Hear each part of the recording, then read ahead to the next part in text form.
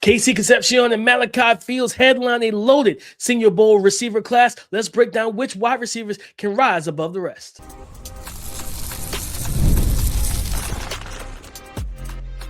You are Locked On NFL Draft, your daily podcast covering the NFL Draft. Part of the Locked On Podcast Network, your team every day. Welcome back to the Locked On NFL Draft Podcast, your daily podcast covering your favorite draft prospects, part of the Locked On Podcast Network, your team every day. I'm your boy, Damian Parson. I'm an NFL draft analyst with Bleacher Report. That's my guy, Casey Sanchez. He's the director of scouting with the Draft Network and 2019 national champion with the LSU Tigers. And as always, thank you for making Locked On NFL Draft your first listen of the day. And thank you for making Locked On Podcast Network the #1 sports podcast network in America, all because of you guys.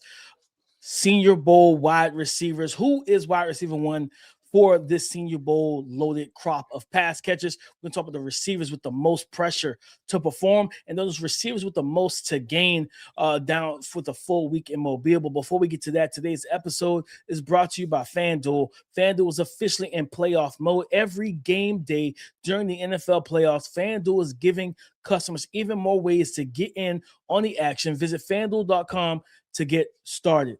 He's looking at this crop of wide receivers, and it's a pretty nice group of pass catchers that we're going to be able to watch. That's a lot of dudes, actually.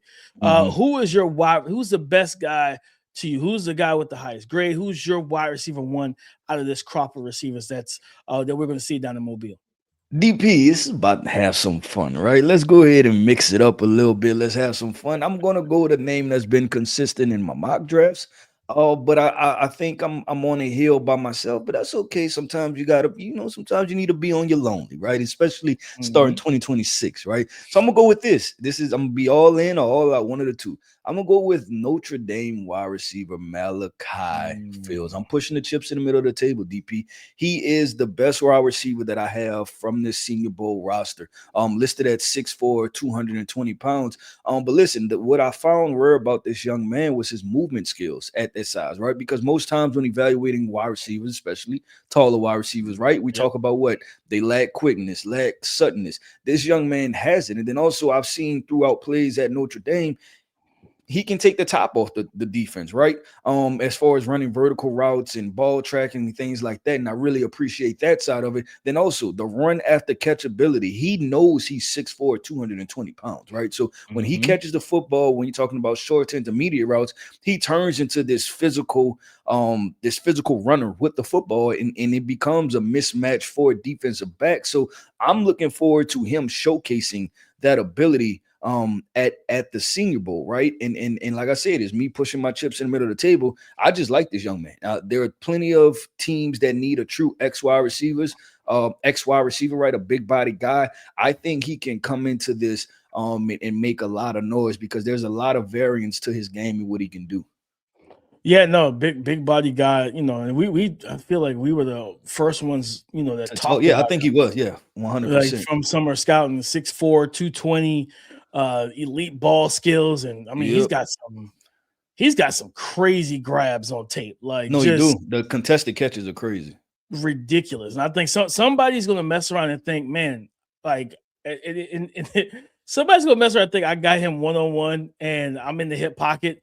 And he's going to elevate on the sideline, get 2 feet in and be like, yeah, nah, you thought, big fella. Like, you really thought you had – he's one of those receivers where it's like – and I think that's what makes him so intriguing is because of that ability to uncover. Like, the back shoulder fade is always going to be there. The fade ball is always going to be there.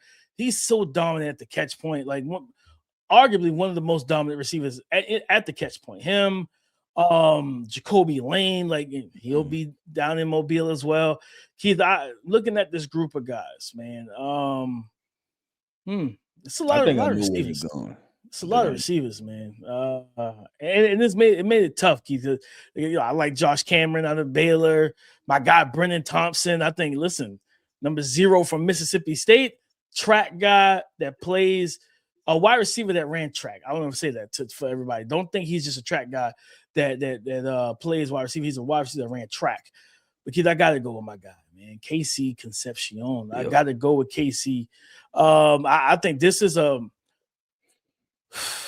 I think this could be a Tank Dell type of performance at the Senior Bowl.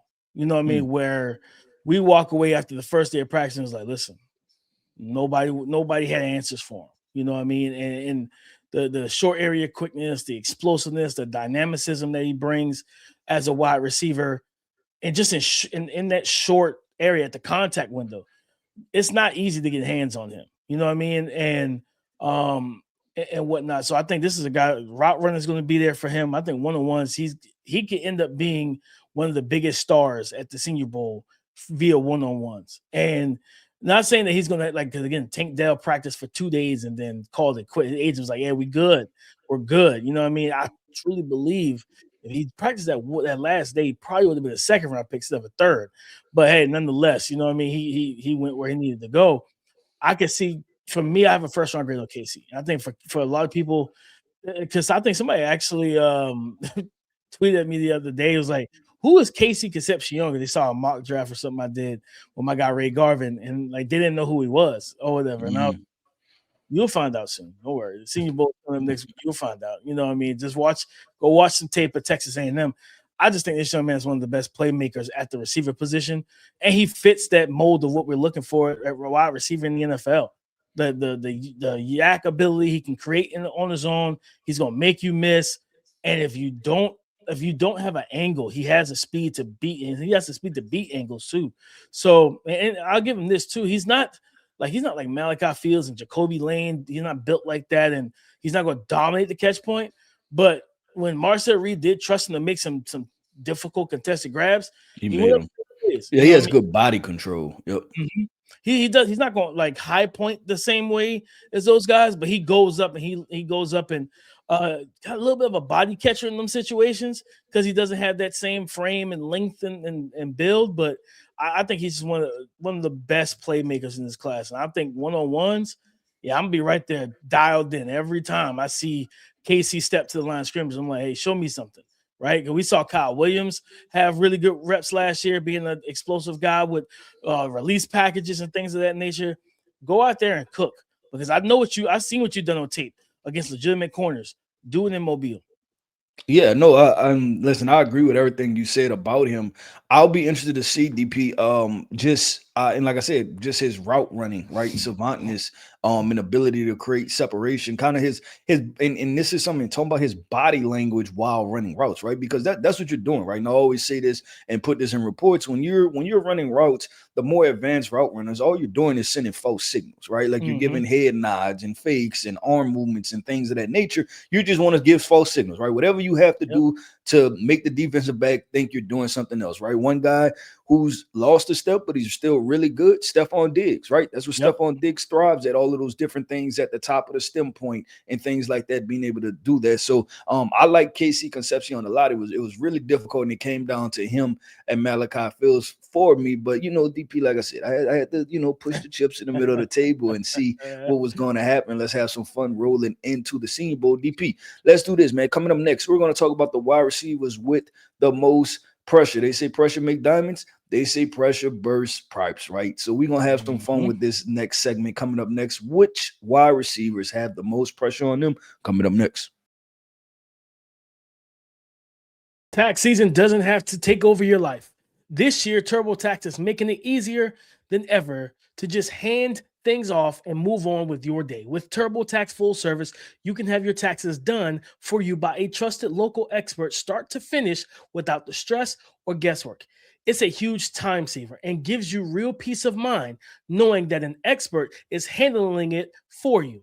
For a limited time, you can have your taxes done by a local tax expert, a local TurboTax expert for just $150 all in. If a TurboTax expert didn't file for you last year, just file by February 28th. So take taxes off your plate and get back to living your life. Again, take taxes off your plate and get back to living your life. Visit TurboTax.com/local to book your appointment today. That's TurboTax.com/local to book your appointment today. Wide receivers with the most pressure to perform down in Mobile at the Senior Bowl. That's what we're getting into next, guys. And thanks for being an everydayer with us. And if you want the show ad-free, check out the Everydayer Club. Go to lockedonnfldraft.supercast.com and become an everydayer. Keith, man, a guy that I like a lot, and I talked about him earlier this week, Keith. But I feel like he's got a ton of pressure if he's on the practice, and it's Elijah Sarratt, man. Yeah, I'm glad you went. Okay, DP, we're on the same page. We are on the same page. I was wondering if you were going to go there. Let's talk about it. Let's have some fun. Yes, man. He's got to perform, Keith, because you go back to the Big Ten championship game against Davidson Igbenusson, a big physical athletic corner that was not afraid to be able to run with you, and he was willing to get physical in the contact window at the line of scrimmage. He was able to take you out of that game. It was Charlie Becker that really took over that game and helped Fernando Mendoza lift up your offense in the passing attack because you were null and void in that game. Now you look at the national championship game against Miami. Same thing. The referee. No, don't get me wrong. Don't get me wrong. I said this on Monday. I said this on Tuesday, Keith. It's a situation that where the refs could have thrown some flags against those corners, sure, but you can't rest on your laurels and expect the flag every time. Sometimes they're gonna let you play, and he just couldn't get free. He couldn't get away. They're playing physical with him, and I think again, the way he was trending, Keith, I felt like okay, back in that first round, I could see him going to a team that needs that XZ slot. He can play all those positions and run routes and get open. The back shoulder fade's always going to be there. They talked about it on the broadcast. He was sending clips of Aaron Rodgers and Devontae Adams to Fernando over the summer. Like, hey, we can replicate this. We can, and they did. He had 15 receiving touchdowns this year, and he missed like 2 games with a hamstring injury. But you got to get open against physical press coverage, right? Like if that's your Achilles heel, if that's your kryptonite, the NFL DCs are going to throw that at you in the NFL to take you out of the progression. He's got to showcase in one-on-ones that he can win clean, he can win quick, and he can win early. You can't just contest to catch your way to being a first-round pick. Yeah, so DP, this is about for Elijah, because you hit on a point I want to further expound on that, right? We said the NFL will consistently throw that at you. And that's what it's about, right? The NFL are going to try different things. And when they have success doing something, they're going to continue to do it until you show that you can't stop it. I mean, that you can stop it. And if you can't stop it, you're going to see that every single week, right? So the NFL is really the elite players, right? It's just about them going through the process of showing there's nothing you can do with me, right? Like that's what the NFL is about, right? Just showing there's nothing you can do to stop me. And for Elijah, I agree with you. Like the press man coverage is going to have to be a thing, right? Or it's going to lower your draft grade or potentially put you in a situation to where people are going to say that you're role specific, right? And I think for Elijah, if you can't win on the outside, then I think people are going to have the notion of the conversation of does that make you or do you become a kind of big slot, right? Does he have to take that role of potentially of like a Amon St. Brown, right? To where you have to kick inside to the slot, and not saying Amon can't play on the outside, he can do it all, but coming out of the NFL draft, he was a 4th round pick because people had concerns about his vertical speed, right? The same thing with Elijah, right? Is Elijah going to have to kick inside early on in his career until he gets comfortable or playing the scheme that allows him to play inside? So that's the same reason why I picked him. Listen, you're coming off of winning a national championship. Debatable. I feel like he's the best wide receiver on the Indiana roster, right? Some people point to different people and things like that, but I feel like he's the best wide receiver. It's just him showing up. And then lastly, I can see people going this direction. People are going to throw the comp of Keon Coleman in a negative light his way. It just feels like DP in a month we're gonna hit it, right? Like that. That's what's gonna be the conversation, right? Just because Keon has been such a hot topic. I still like Keon Coleman. I think he still can produce at a high level in the NFL. But right now the notion, right, everything is a storyline, and right now the storyline is the wide receiver who can't separate. So that will be applied to Elijah Sarratt. I can see that. So he has to show that he can win. And honestly, I'm not even against him, DP, playing some slot at the Yeah. Senior Bowl, right? Like when we go take one-on-ones, take those one-on-one reps in the slot too, and show when you have a two-way option what I can do, right? So I'm all for that part. The guy I was going to name, DP, a guy with a lot of pressure. I'm gonna go with USC wide receiver Jacoby Lane.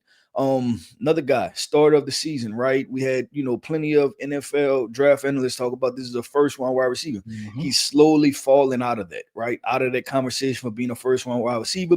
He's another guy, same exact thing. How fast are you, right? Right. And I remember when I was working at LSU, I can't even remember. It was a high school prospect, right?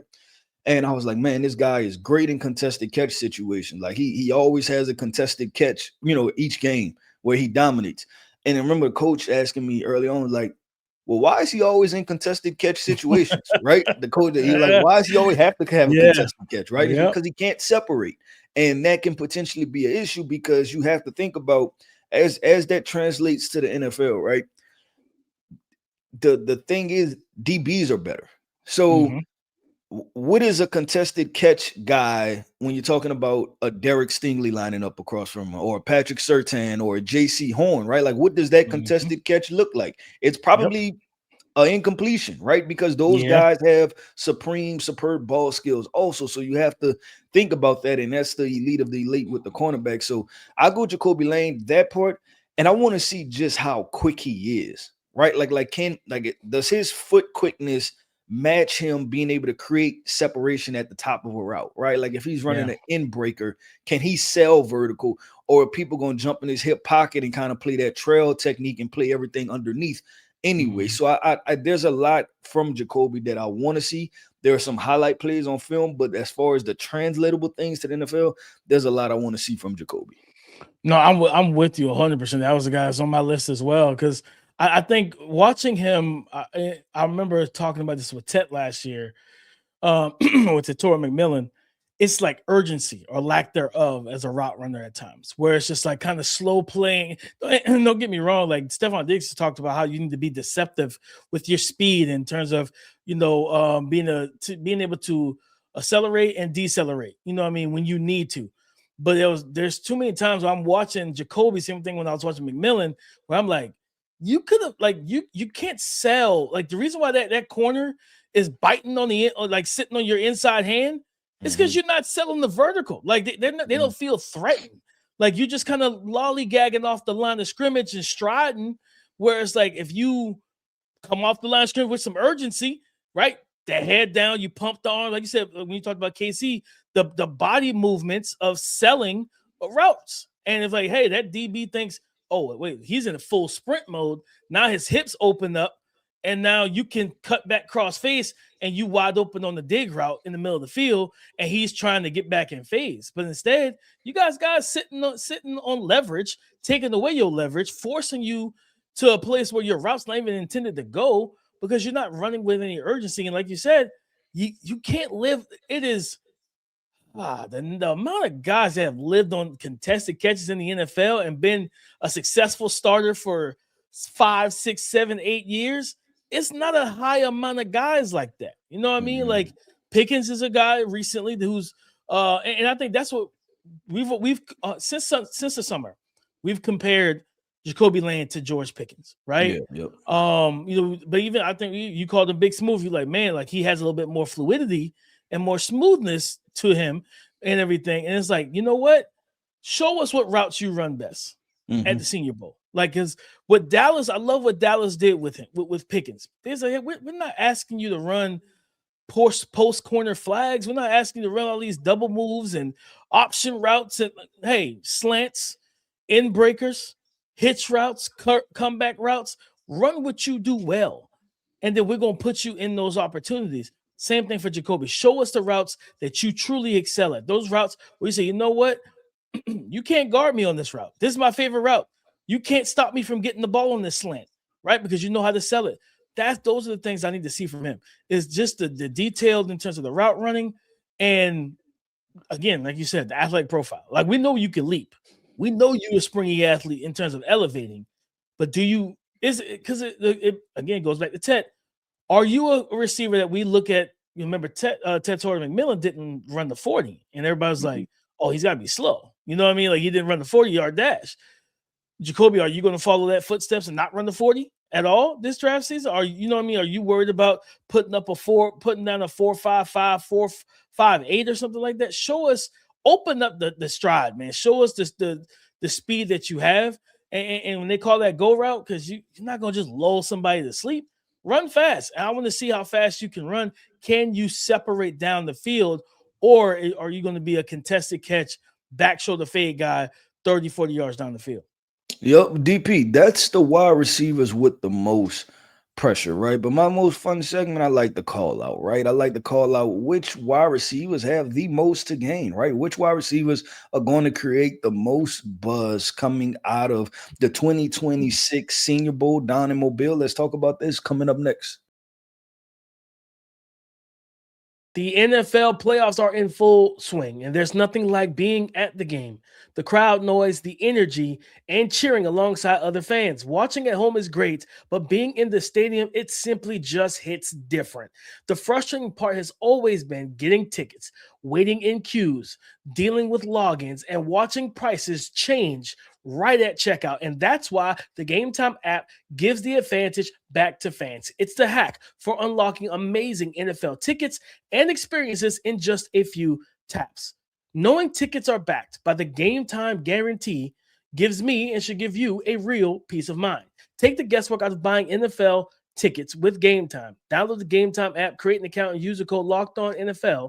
That's LOCKEDON NFL for $20 off your first purchase. Terms apply. Again, create an account, use the redeem code LOCKEDONNFL for $20 off. Download the Game Time app today and get back to being there live. Today's episode is brought to you by FanDuel, America's #1 sportsbook. FanDuel is officially in playoff mode, and every game day during the NFL playoffs, FanDuel is giving customers even more ways to get in on the action, because right now, every NFL playoff game day, FanDuel users get a profit boost pack waiting for them inside the app. Each game day, you'll see a pack loaded with multiple profit boosts that you can apply to the bets that you like the most. Every play feels bigger, and the boost makes your bets feel that way too. All you got to do is open your profit boost pack first thing on game day and see what boost you want to apply. You make your picks and then apply your profit boost to go after even bigger payouts while the playoffs continue to roll. So visit FanDuel right now, an official sportsbook partner of the NFL, and grab your profit boost pack every NFL playoff game day. Again, visit FanDuel, an official sportsbook partner of the NFL, and grab your profit boost pack every NFL playoff game day. Thank you for making Locked On NFL Draft your first listen today and every day. Shout out for being our everydayers. Got to talk about the wide receivers with the most to gain down in Mobile at the Senior Bowl. Again, guys, that's what we're getting into next. And as always, thank you for being an everydayer. And if you want the show ad-free, go check out the Everydayer Club and subscribe at LockedOnNFLDraft.supercast.com. Keith, when you look at this crop of wide receivers, who has the most to gain? I think I got an idea, but tell the people. DP, I'm a little nervous, man. I'm a little nervous, and I'm nervous because we've been talking about this young man for probably 2 years, right? 2 years, and this may be our opportunity to be right? This is the opportunity we finally get, and I'm going with Oklahoma wide receiver Deion Burks. Go ahead and sound the alarms, right? Listen, you said that you talked about Casey Concepcion having one of those potential Tank Dell type of performances. This is a young man that I put in that bucket too, right? That if we get in one-on-ones and he gets to running routes and he gets to shifting and dipping and ripping and everything else as a wide receiver DP, we can have some fireworks, right? And I'm gonna probably turn around and look at you and I'm gonna give you a fist pump, DP, because I'm gonna say, you know what? We scored this one. I'm going with Oklahoma wide receiver Deion Burks. Listen, fast, explosive, route running, can take the top off. Agile. He's versatile in the sense of the fact of throughout his career, he's played in the slot. He's played on the outside, even though he's only listed at 5'10 and a half, 185 pounds. If you want to know what this young man can do, go cut on the game. And this is from a couple years ago where he faced Will Johnson, who arguably had one of the best rookie defensive player years in Arizona, right? Like this, and he was considered supposed to be a first-round pick, and him and Will Johnson battle, right? Will Johnson is a cornerback that's 6'1", 6'2", has length, technically sound, and he was able to bother Will Johnson some, right, in that football game. So I like Deion Burks, and I think if cornerbacks aren't ready, he's going to put on a show. So I'm hoping that with DP we finally get what we've been talking about for the past 2 years, and that's a Deion Burks showing, and everybody gets to see exactly what we've been talking about. Heck, I mean, kids, you talk about the game against but crazy enough against Michigan with Will Johnson. I said go back to the game against Michigan this year with him and John. Before John Mateer got hurt, they were starting to cook. Like that chemistry was growing. Yeah, it was. Yep. Before Mateer got hurt, man, and I feel like his season got derailed. But heck, even go to the Bama game, he took that game over in the first round of the college football playoffs.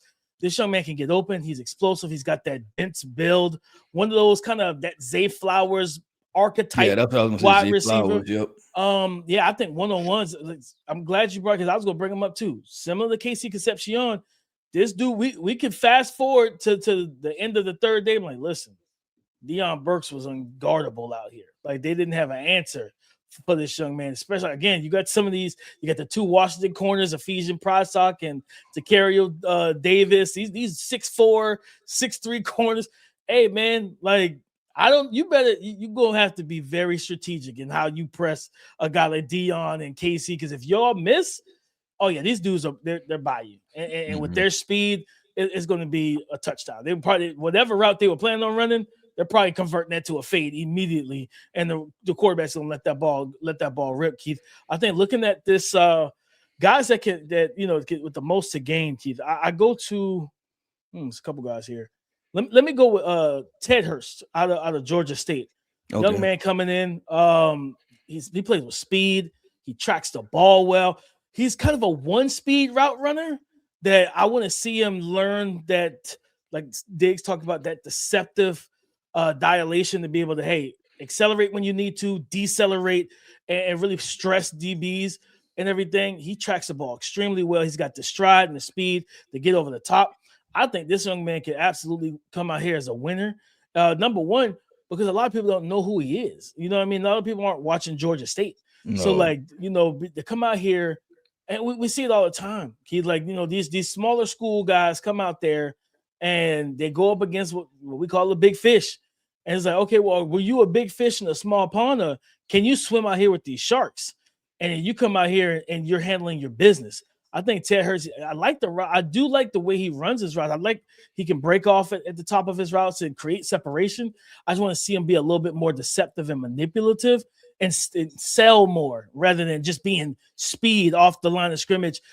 Give me some variance. You know what I mean? Slow roll it, different things like that, to where you go from slow to fast, fast to slow, showcase more of that suddenness and everything like that. Stop and start ability. But I think for him, Keith, I think this is a great opportunity for Ted Hurst, because, again, a lot of people don't know who he is. And now you get to step in front. He's 6'3", almost 200 pounds. He had almost 1,000 yards receiving this year, averaged over around 14 yards per catch. And back-to-back years, over 900 yards receiving and 6 touchdowns. Both years. He had 9 in 2024, 6 this year. Big opportunity for this young man. Yeah, no, I like that call out in the Georgia State product. I think he's gonna come and play pretty solid, DP. Just overall. Lastly, I'm gonna wrap up with Texas Tech wide receiver Reggie Virgil, and I said this before, and I'm gonna state it again. This young man, he has. You talked about Ted Hurst being the same speed type of route runner. This guy mixes tempos with his route running, right? Like I thought he had pretty good start-stop ability. I thought he was a pretty good IQ football player as far as finding the different zones within defenses and things of that nature. And I thought he was also smooth, right? He was smooth. Yeah. I thought he was a smooth accelerator. You wouldn't necessarily categorize him as explosive, right? Like it's not that Dodge Charger with the loud noise just coming off the line, but it's smooth, right? The Lamborghini where it's just like, oh shoot, okay, that was pretty fast, right? And it just kind of drifts right by you. I comp him to, and there was a young man I liked a lot last year, and I thought that he was on a good trajectory for a rookie. Jalen McMillan. For the Tampa Bay Bucks. I think they're probably very similar in size and probably in frame, but their approach was very same. I always say this, right?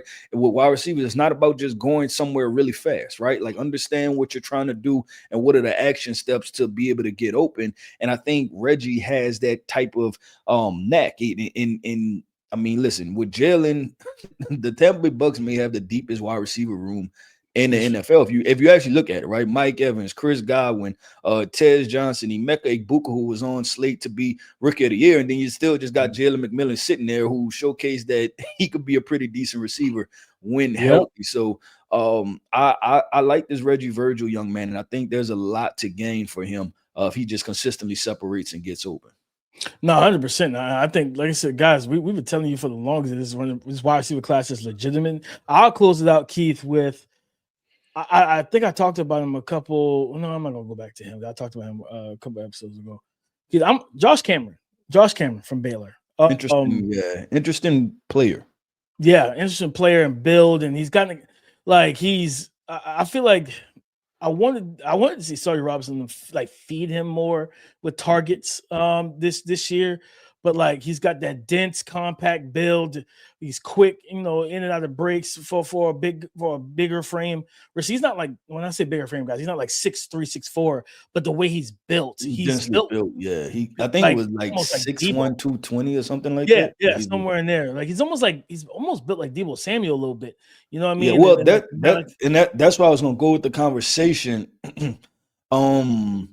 Because the last name DP that I could think of that came out of the draft, right, that we kind of had that Deebo Samuel comp was, make sure I'm getting his name right, Malachi Corley from Western Kentucky. Remember that?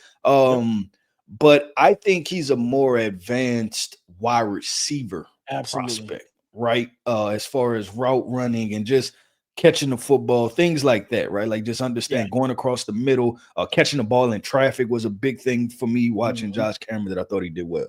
No, he did those things very well, and he knows how to.